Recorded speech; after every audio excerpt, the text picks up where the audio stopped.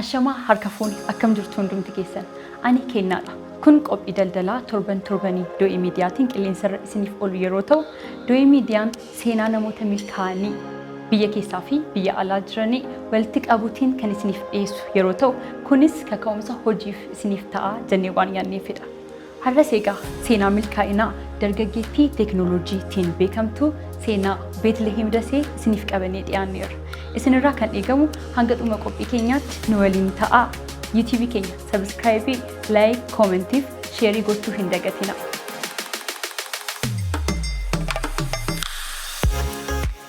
Betelhem Dessie jedhamti. Magaalaa seena qabeettii taate magaalaa Hararittidha kan isheen dhalattee guddatte. Betelhem hojii kan isheen jalqabde umurii ishee waggaa 9ttidha. Kunis kan ta'eef inni waggaa 9ffaa ishee kabajuuf yeroo jettu qarshii dhabdee mana elektirooniksii abbaa ishee keessa hojjechuudhaan qarshii 1600 viidiyoo fi oodiyoo maamiltootaaf erguutiin ergaa argattee booddeedha. Ta'ee kana booddee egaa fedhiin isheen teekinooloojii fi kompiitara irratti qabdu baay'ee dabalaa dhufe. Waggaa 10 yeroo geessus barnoota ishee idilee biratti barnoota muusaajii kompiitaraa, suphaa kompiitaraa, editingii viidiyoo fi kanneen biraa barachuu jalqabde. HTML koodii gochuudhaanis hawaasaaf mootummaa bukkeetti fudhatama guddaa argatteetti. Bara 2011 hanga 2012tti insaatti qacaramuudhaan gahee teekinooloojii fi saayinsii ishee bahatteetti.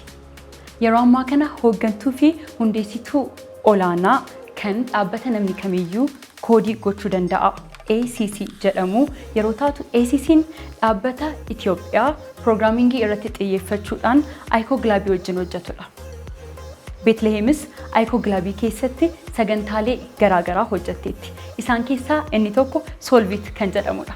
Solvit immoo namoota yookiin dargaggoota umurii waggaa 18 hanga 28 jiran 80 ol waliin akkamittiin hawaasa keenya keessatti rakkoo uumame karaa teekinooloojii salphisnee yookiin furuu dandeenya kan jedhu ture.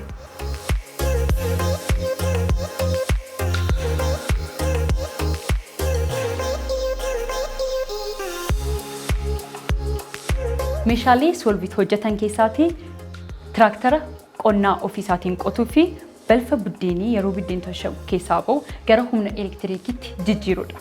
Betlehem ijoolleen dubaraa biyya isaanii keessatti gahee teekinooloojii fi saayinsii akkasumas wanta ta'uu barbaadan akka ta'aniif gumaacha karaa mataa isheetiin hedduu gumaachaa jirti.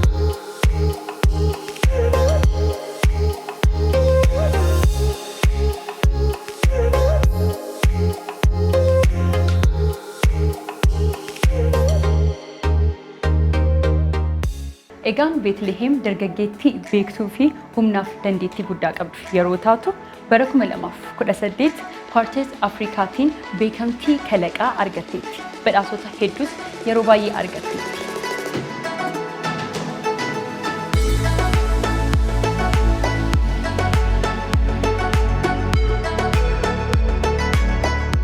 Egaa seenaa Betelhem Dessie yeroo dhageessan umuriitiin yerootiin yookaan durba ta'uutiin osoo hin daangeffamin wanta isin keessa jiruuf tattaaffii guddaaf kaka'umsa guddaa akka qabaattan abdii guddaa qabu.